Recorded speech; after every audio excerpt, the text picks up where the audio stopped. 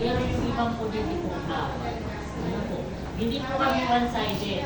Bawal lang po talaga. Baka sabihin, hindi ano, yung malaman bakit hindi binanggap. Hindi po, bawal po yun. Alam po nila yun. May memorandum po ang DepEd na bawal magpunta ang mga politiko sa moving resolution. Pero pag kung si Mayor pupunta at Mayor naman na natin mo, hindi natin ito tatanggihan. Okay? So, may recognition po tayo. Ito pong recognition ay para lamang doon sa mga natatanging bata. Ano po, yung mga natatanging bata? Sa April 10, 2025, anong araw ba ito?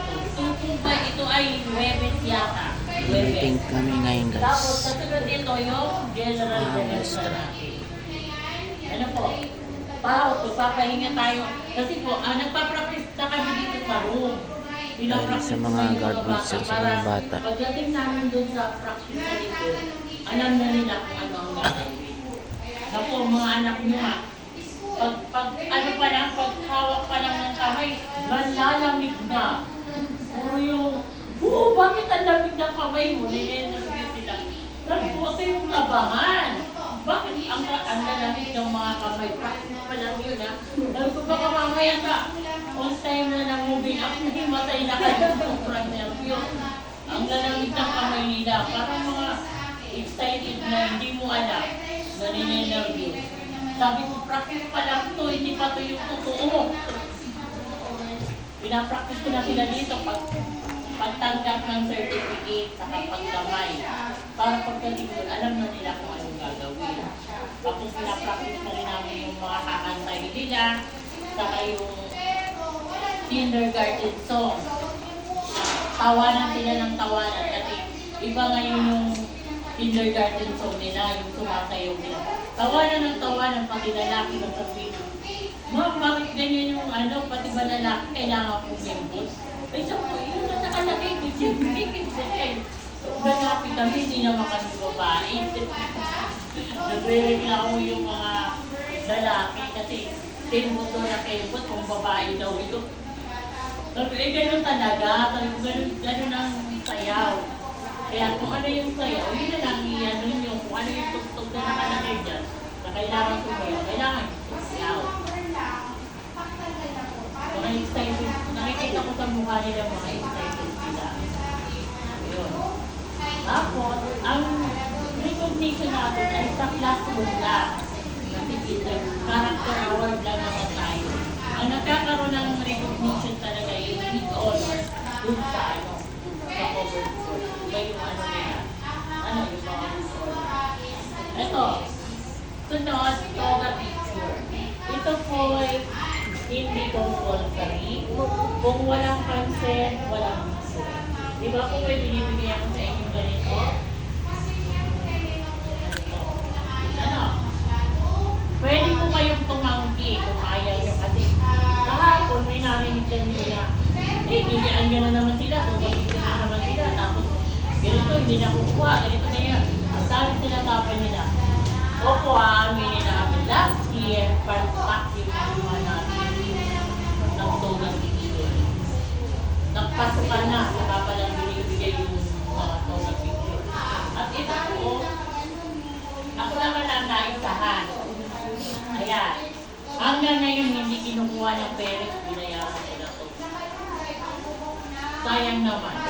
Pag nakikita ko yung magulang lumili ko ng daan, magkasalubong kami doon, dili ko yun sa kami doon sa kapila. Ano ba ito si nanay?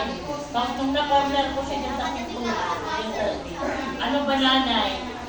Tutuloy ko mo ba yung picture o hindi? Kasi ang tagal-tagal na iniingatan ko huwag masira. Sayang naman, di ba? Kami pag-sweldo mo ng asawa ko, ilang sweldo na.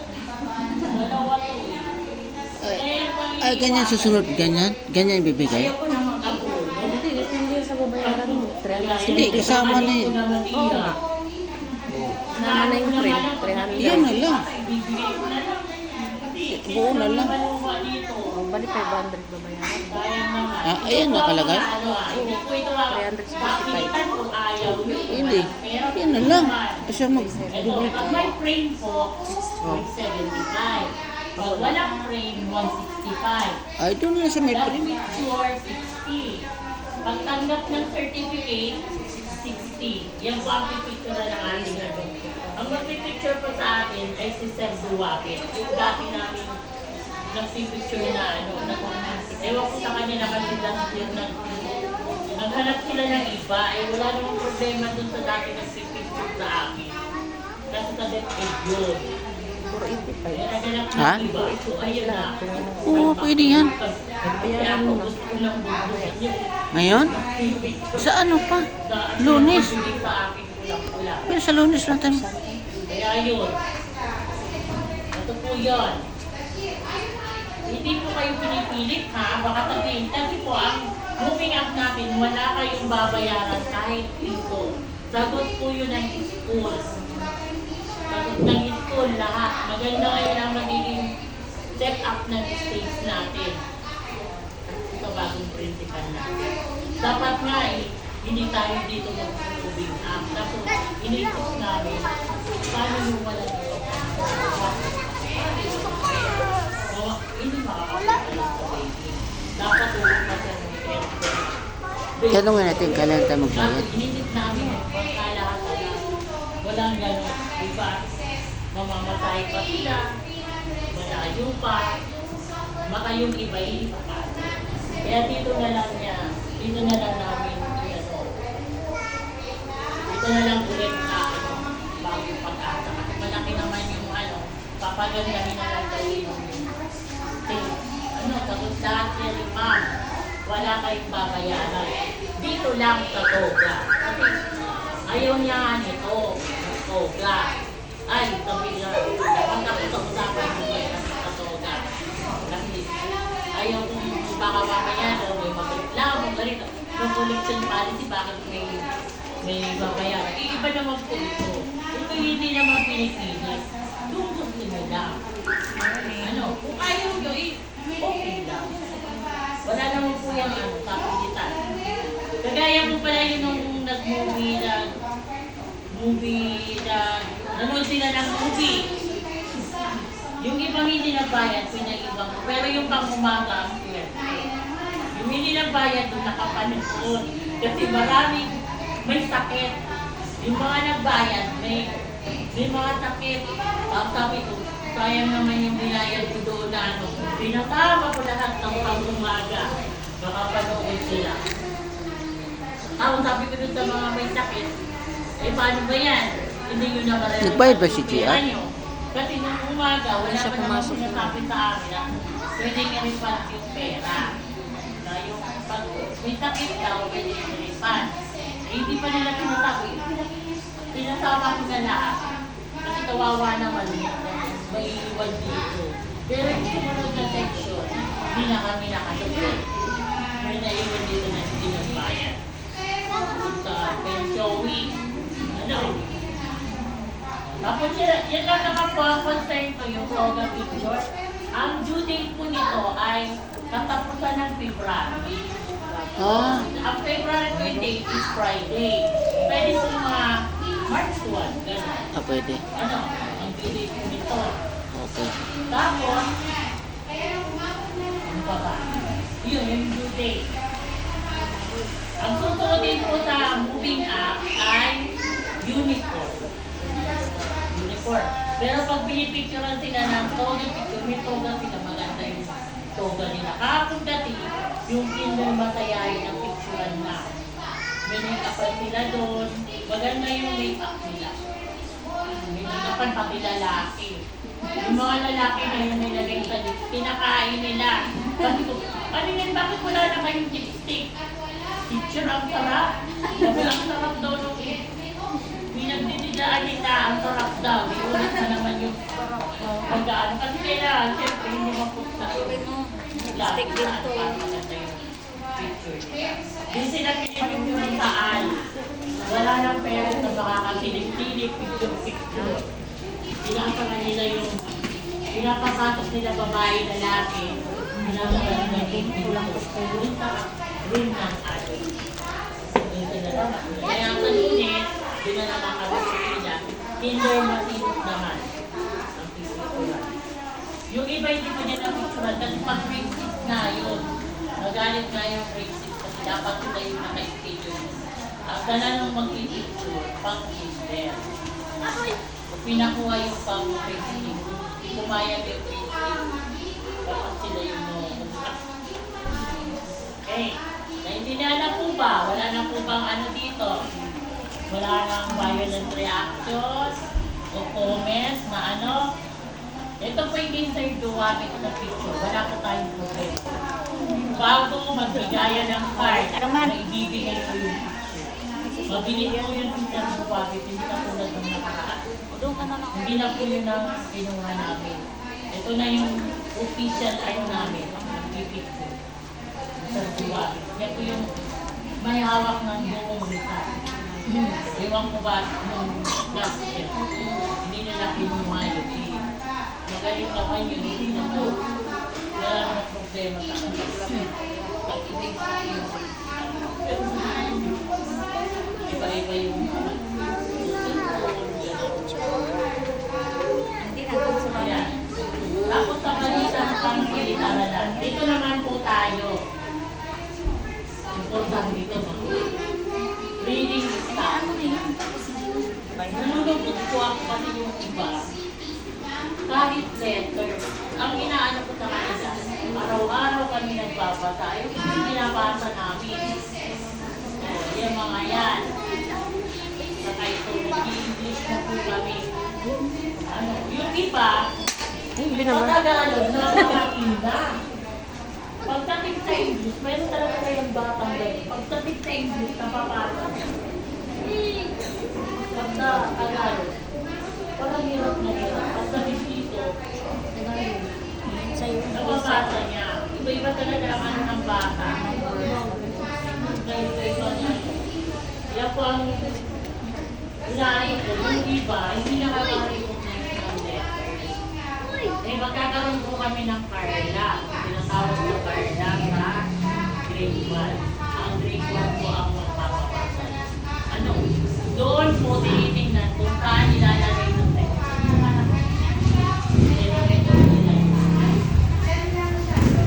Kaya, kung pwede po, i-review yung i-review. Matagal pa makakahabol pa yan. Makakahabol kahit po letter recognition, sound. Bonus ka lang yung mag-pantik. Hindi naman nila-allow sa kinder na yung magpasa ka talaga ng pangungka. Ano? Kasi super kinder pa lang yan. Grade 1 talaga yung pinakapas. Kasi meron nga sa kinder, tamad na tamad mag-ano pag grade 1 nagbabago. Nagbabago po kasi sila pag grade 2 na sila. Ano? Tapos yung mirror is tato. Yan. Yun ang naano ko sa mga bata ko kasi magagaling sila sa math. Magagaling. Marunong mag-add, marunong mag-minus. Yun ang ano sa kanila. Pero pag sa mga ano pa sa bata, tamad silang magbasa. Sikap ng sikap. Kasi pag umaga pa lang pagpasok namin, nagbabasa na kami. Yun ang una kong inaano sa kanila magbasa. Ang iba ang sikap niyang bukang po kayong bibig. Parang tamad na tamad sila. Pero pag sa math, mga ano sila, active sila. Magagaling sila sa math, mag-add sa math, subtract. Kasi doon pa lang naman kami sa addition sa subtract. Ano? Tapos sunod, attendance. Yun. Yun po ang problema ko. Kaya nagagalit ako kasi. Yung attendance ko, kailangan, araw-araw pa rin pumapasok. Hindi po nakapalit ka na sa grade 1, hindi na pumapasok. Hindi po yun ano. Kasi may NIS kami. Pag hindi kayo nagtugma doon sa NIS, hindi kayo ipapasa ng computer. Hindi kayo ilalagay sa grade 1. Grade 1. Ina-enter po kasi namin ang attendance sa NIS. Yung tinatawag na SF2, SF1, SF2, SF9, SF5. Pag kulang yung attendance nyo, paano yan? Kaya, magsisinungaling na lang. Hindi para lang ito sa yung mga anak mo. Kaya kung pwede po, magpalaging pag-absent. Kapag tumalating yung bata, magdadami. Hero, yung mga kaalaman. Balik, parang bumabalik ko yun sa ano. Kahit sa pagsulat ng paano, bakasyon niya ako. Ngayon, nagbakasyon tayo ng Taysay, pagbalik nila, pinagsulat ng pangalan, bulang-bulang na yung pangalan. Tupo, sabi ko, lalo na siguro sa bakasyon. Kaya sa bakasyon po, ibigay yung mga anak nyo ha. Kasi grade 1 na yun. Meron po kasing memo ngayon na no resume. Ipapatupad na po. Kasi hindi nakakabasa yung bata. Hindi talaga i-assess sa grade 2. Mabababa lang po ng memo nila. Yung nag-seminar kami mga teacher, yung nag-seminar, yun po ang pinag-usapan namin. Ano? Kaya kailangan kinder pala yung guidance mo. Kasi ilang oras naman nakikita yan eh. Di ba? 2 oras. Kailangan nyo pa rin ang guidance. Sa pagkikula, iba na lang po ang problema ko dito. Pero yung iba magaganda lang nila. Pero araw-araw kayo pinutulang ang pangalan, mga tatlong pangalan. Kasi nakakalimutan yung spelling ng pangalan. Nawawala yung iba. Ano? Tapos sa requirements po, mayroon pa po walang birth certificate dito. Ano po? Check po ako ng ano. Kasi mag-checking po kanina Dati meron. ng mga form. Kailangan po may birth certificate. Ano? Pakiasikaso po. Kung walang pangkuha ng birth certificate, barangay certificate, tatanggapin po. Kukuha po kayo sa barangay ng barangay certificate. Kung walang pangkuha na wala talaga hanggang ngayon. So barangay certificate na lang tatanggapin. Original yan. Para lang po Ha? mag-checking kami ng Sa atin. may makita sila. Ang form namin po ay pinadala sa ano, Ah, sa sige. yung po ang tapos namin. Doon yan i-check. Ano po, hindi ko namin alam may wala po katabi sa kanilaan yata. Kasi po ang main ng problema. Yung galing dito sa akin na walang birth certificate, hanggang magpunta ng grade 1, inukulit ako sabi, wala po talaga itong birth certificate, baka may kopya ka dyan na akin na lang. Sabi po, wala po. Parang yung certificate po ang inaaral sa akin. Ito guys, salamat po Hingin mo na lang ulit ako yung ng tapos na yung meeting namin sa mga anak ko. bago po kumuha ng barang ng barangay Ito certificate, ay yung meeting namin sa ngayon sa chairman school. muna kayo. Hiningi kayo ng Salamat po guys. Salamat. Kung wala yung gastos, yung bayad